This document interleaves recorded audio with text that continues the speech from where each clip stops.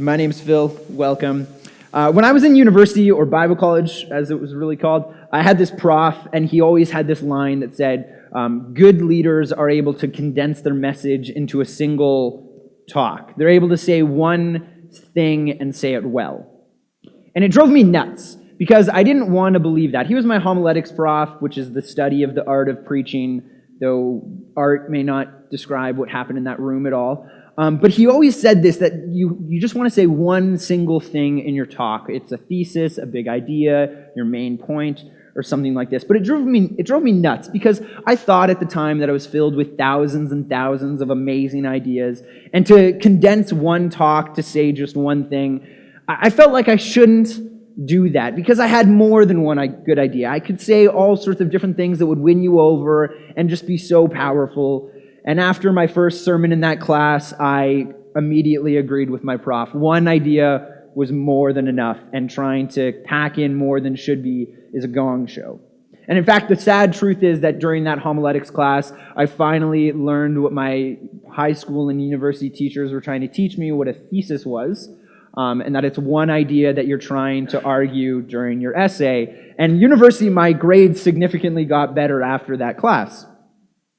And I began to read through these writers that advocated for this idea of one single, main, clear idea. And it became this kind of exciting challenge to listen to TED talkers and communicators and technology creators and listen to their talks and say, what is the one thing you're trying to convince me of? What are you trying to argue me towards? And I loved it. It became this fascination for me. And this challenge came up again in another different way. I was interning at a church on Laurier's campus for a number of years, and then the pastor stepped down, and myself and the other intern, we stepped up to lead the church. And the leadership, we all got together, and we were chatting about where we wanted the mission of the embassy to go. And we spent months arguing and wrestling. Like, my friend Peter's here, and he was part of the leadership, and we would get together every single week and argue and yell and fight, trying to create a singular, clear vision for our community. A simple sentence that would capture everything we were trying to do in a way. A big idea, a thesis. And again, it became this fascination to listen to communication leaders, to listen to organization leaders and communicators and TED talkers, and try to figure out what the thing that their organization was trying to say. And I listened to talks by Steve Jobs and Martin Luther King's I Have a Dream speech and all sorts of different communicators like this, and try to find the single main idea they were trying to answer with their mission statement. And what I loved even more is that if a person asked them a question like, what is your organization about, or how do you hope to achieve it, or how are you going to do it, they always had these like perfect sentences about what they were about. Steve Jobs would be like, Apple thinks different. We are the convergence of art and technology. And all these different things that really bring very complex ideas into a simple statement. And the reason I love this is that it's easy to follow them, right? Like, advertising works so hard at creating simple and clear messages. And when they do it well, it's something I want to follow. When the Old Spice commercials came out and they were like, make your smell a good one or whatever, and I was like, yes! I want to smell like the Old Spice, man. And they had this clear and captivating message, and so I went out and bought a ton of Old Spice deodorant. I want to follow good and great communicators that are able to easily communicate. And if I'm totally honest, this is my biggest frustration with Jesus. Remember, here at Nexus, we're doing this Into the Wilderness series where we're exploring Jesus' 4 main wilderness times. Brad, at the first sermon this year, he talked about these 4 stages, these 4 moments in Jesus' life where he had these kind of crazy wilderness experiences. And the first one that happened was with Satan in the desert, where he faces this temptation of identity. The questions of, who are you going to be? Is God really like this? What kind of kingdom are you going to lead? And then right after comes this really interesting time where Jesus comes out with a simple and clear mission statement. And he says this, he says, repent, for the kingdom of heaven is near, or at hand. And I love that. It's a perfect statement. It has what you're called to do, repent. It has where it's going. It has all these kind of things perfectly attached. And at first, I'm very gravitated towards a message like this, towards the Jesus that speaks this way. But there's actually a lot of confusion with this statement. Historically, Jesus wasn't the first Christ or messianic figure to the Jewish people. And in fact, in the 200 years, 100 years before and 100 years after Jesus, there were a ton of messianic figures that basically came out saying the exact same thing as Jesus. I'm bringing a new kingdom. I'm bringing a kingdom that's going to overthrow the Roman Empire, that's going to bring peace and shalom that will last for generations. And they all said, I'm bringing the new kingdom of heaven.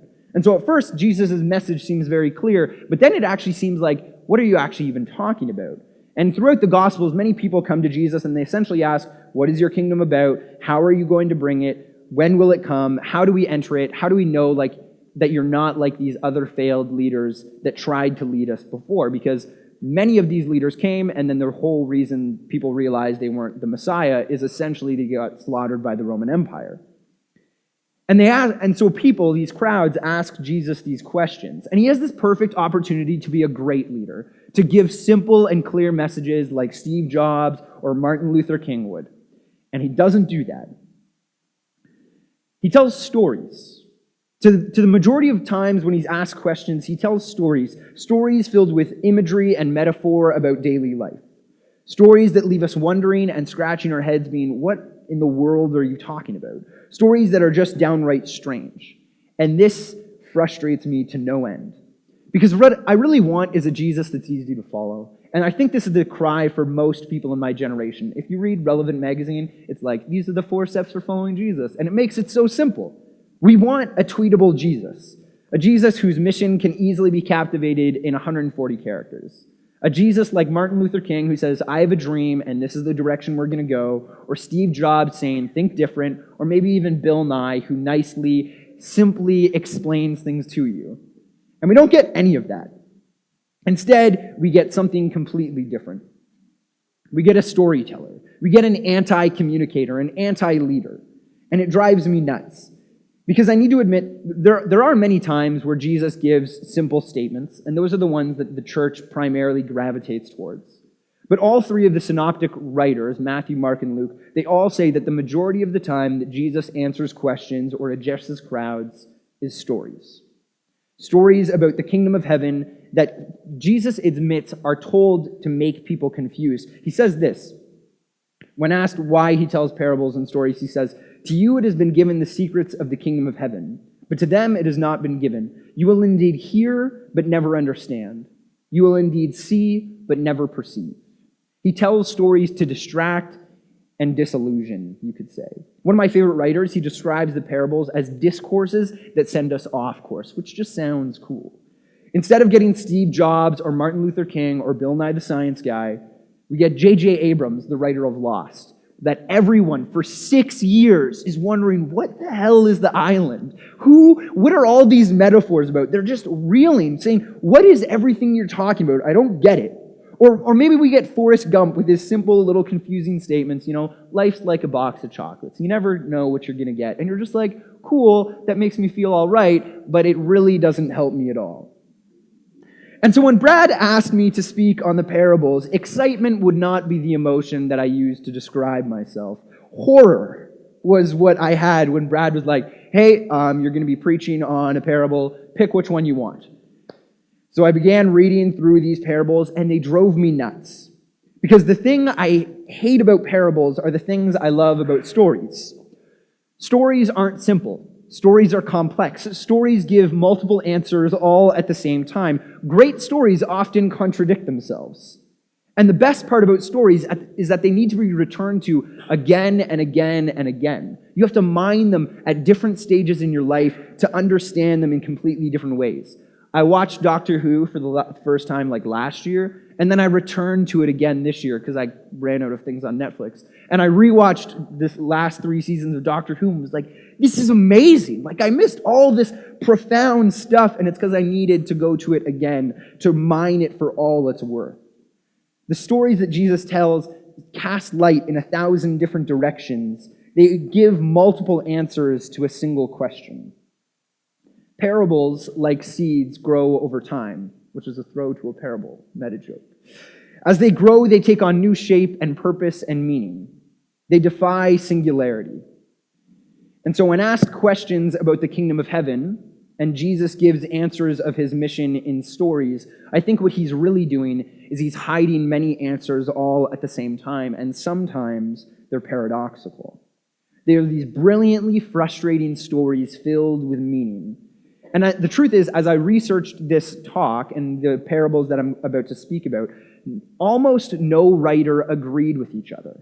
Every single person said that the metaphors, the imageries, everything was about something else. And so it drove me nuts to write this talk. But anyways, enough talk about my frustration. Let's dive into these. We're going to talk about the treasure and the pearl. This is what Jesus says. The kingdom of heaven is like treasure hidden in a field. When a man found it, he hid it again, and then in his joy went and sold all he had and bought that field. Again, the kingdom of heaven is like a merchant looking for fine pearls. When he found one of great value, he went away and sold everything he had and bought it. And that's all I have to work with today. Go in peace, just have a good week. Go find the meaning for yourself. Jesus tells these two tiny little stories completely unprovoked. They come in the 13th chapter of Matthew, which is kind of this very dense parabolic chapter in which Jesus tells back-to-back parables. He tells first the parable of the seeds, and then the parable of the weeds, and then he tells another one, and he doesn't really explain many of them. He gives an explanation of the seeds and the weeds, but then after all of those, he doesn't explain any of them.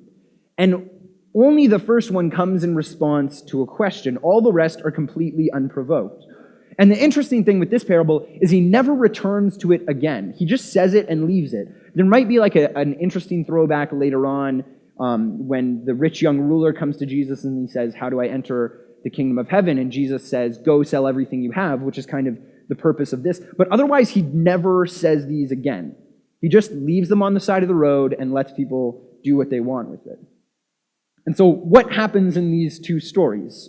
A person finds something of great value, sells everything they have for the thing of great value, buys the thing, end of story. And in some way, Jesus is saying the kingdom of heaven is like this. The only main differences are the object itself, pearl and treasure of some sort. One person, the guy that buys the treasure, apparently sells everything in joy, while the other one just does it emotionlessly. One buys the object, just the pearl, and the other buys the field surrounding it. One, in an extremely dastardly, deceitful act, rehides it, and then buys it, and then that's all. And one was looking for it, while the other simply stumbles upon it. And Jesus never explains these. He just gives them to people and says, in some way, the kingdom of heaven is like this. And why does he tell it twice? Why tell almost identical stories one after the other? I want to make a couple notes on these two stories and then jump into what I think are some very intriguing paradoxes at work. So the first is the field and the treasure, right? A guy stumbles across treasure in a field, which seems like a very odd thing. One thing that the writers that I read all agreed upon was that this was actually a more common thing than we think. In the first century, as well as for most of history, people didn't really either have banks or trust in banks. So if you had like family wealth, you would hide it until you needed to use it. And so say a grandparent would hide the treasure or some family heirloom or something like that. And what would happen is like they would put it in a barn in their field and then they would die and they wouldn't have told their grandkids. Their grandkids never know. They sell part of that field and then somebody stumbles across this treasure in their house. And the interesting thing is, as I began trying to think of stories, this actually almost happened in my family once. My grandpa was born and raised in Germany, and in between the First and Second World War. But then the First World War happened, the Depression hit Germany, and his family was able to emigrate to Canada. He lived in Vancouver, grew up, train hopped across Canada, moved to Nova Scotia, met my grandma, and then moved to Windsor, where he became a builder. And then he built his family house, where my mom and my aunt and uncle lived. And on his deathbed, he was sitting. My parents were around. He was dying, and he was like, "I need to tell you something before I die. There's money in the banana stand." He didn't say that. I wish so badly that he threw the best Arrested Development throw ever. What he actually said is, "I hid money in various places in the house. These are the hiding spots." And then he told my parents the various hiding spots. In the master bedroom, underneath the carpet that he himself stapled down, he put thousands of dollars in bills, just lining the ground. In one of the rooms, underneath the floorboard, you would pop it up, and in a plastic bag was thousands of dollars. And my favorite was that there was this fiberglass brick that he made, and that he put into the basement of the house so that it lined up with all the other bricks. And if you pulled it out and took the top off, there was thousands of dollars hidden in the house. And what could have happened is my parents would have hidden the house, some contractor would have come in and started doing some work on it, and he would have come across thousands and thousands of dollars, like this man in the field does. I just thought it was awesome. There was always this brick, and I was like, Mom, where'd this come from? She's like, oh, that's where Grandpa hid thousands of dollars in the house. Why didn't I find this when I was a kid? But anyway, this guy finds treasure in a field, and then he, in this very dastardly act, re-hides it. I mean, if we teach this story to kids in Sunday school, the real lesson is, if you find something that somebody else doesn't know about, hide it in a different place, and come back and get it later without telling them. Perfect life lesson, right? Thank you, Jesus. The kingdom of heaven is like this. It's like lying and deceit, which I want to teach my nephews now. And then the second one happened, and then he goes and sells all he has, buys it, and essentially he's left standing naked in a field with absolutely nothing but the field and treasure. And then the pearl happens a similar way. This merchant is looking for fine pearls, finds a really good one, sells all he has, and buys it.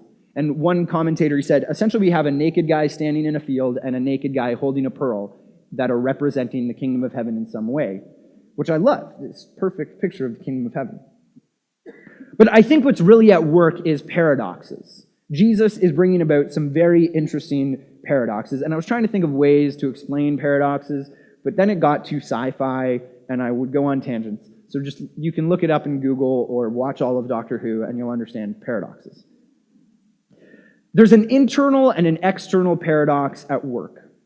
See, let's look at the internal one first. When we hear these stories, I think we, in a way, subconsciously write our own conclusion because our capitalistic, consumeristic minds are well-trained. When I first read these stories the first 10 times, the poverty never struck me.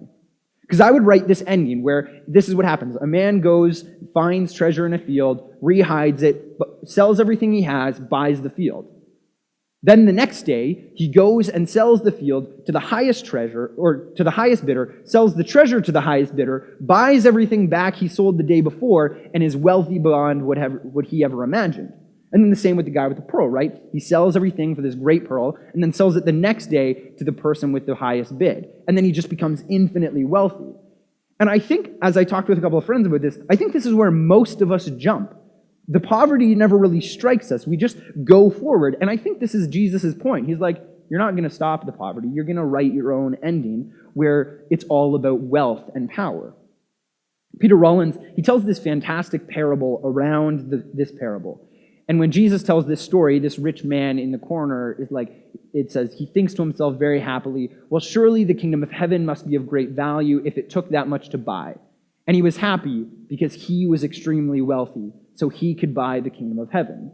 And I think for many of us, this is kind of what we assume will happen with the kingdom of heaven or with faith or things like this. It will make us rich. Did anyone watch John Oliver's last week tonight about televangelism?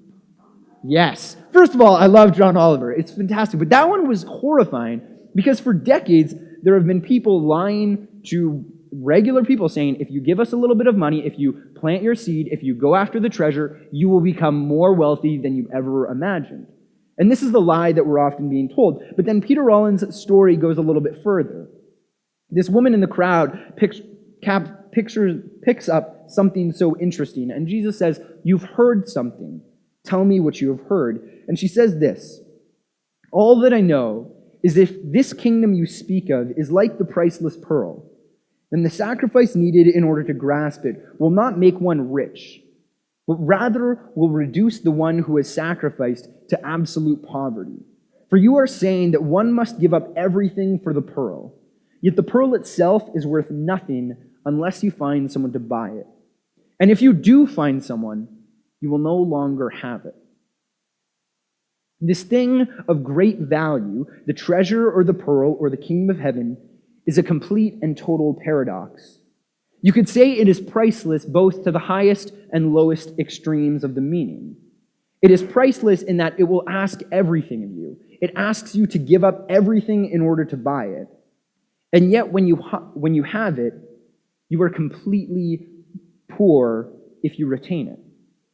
One does not become richer for having it. In fact, one keeps themselves poor by holding on to it. And if the kingdom of heaven is like the treasure or the pearl, then it itself is both priceless and worthless. In a way, you could say that the kingdom doesn't operate in modes of power how other kingdoms do. It subverts them.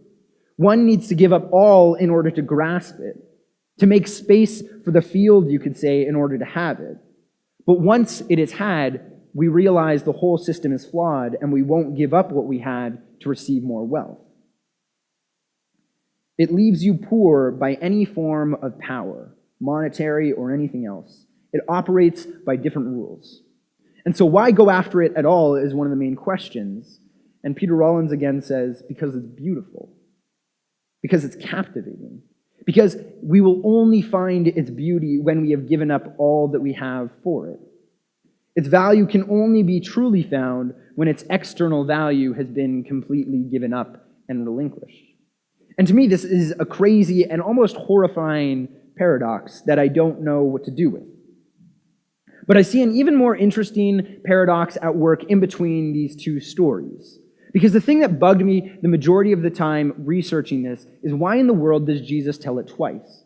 And this is something that no writers seem to pick up on that I could find. They all just kind of talked about the stories and the metaphors and the imageries, and they left it at that. Some of them said probably the reason why there's two stories is that Jesus told them at different times, and then the writers put them back to back. But I disagree. I think that Jesus told them back to back because I think he's highlighting this amazing paradox at work.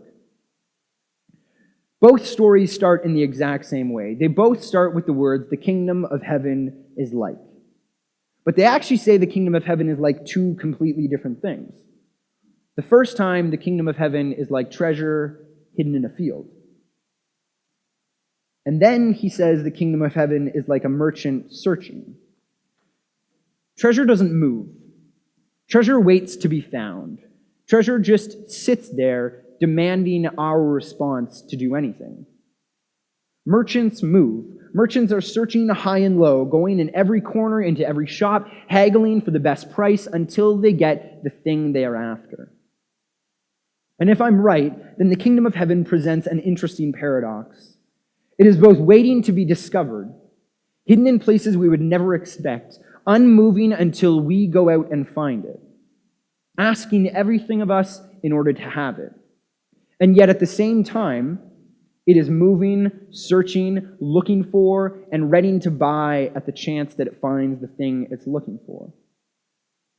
Jesus doesn't give singular answers about the kingdom of heaven. He gives a paradox. So I get to go against what my prof taught me in university, and I get to have 2 points on my end.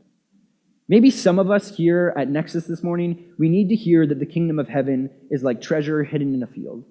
And that in order to grasp it, we as individuals and as communities must go after it. We must search high and low for where the treasure is. And when we find it, we must give up so much. We must give up everything in order to have it. Not to make us rich, but simply because it is beautiful. Because it will fill us with an amazing joy and beauty when we find it. And I think that's the message most of us are told through most of our life in the church. And so I think we also often need to hear a different message. We need to hear that the kingdom of heaven is like a merchant in search of pearls. We need to hear that God, as the kingdom of heaven, is searching high and low for fine pearls. And when he finds great ones, he is willing or already has given up everything for it. We need to hear that we are the pearl of great price. Those who have ears, let them hear what they need to hear. The kingdom of heaven is like treasure waiting to be found, yours to discover and asking everything of you. Again, the kingdom of heaven is like a merchant searching for fine pearls, who has already given up everything for the ones he is looking for. Go in peace.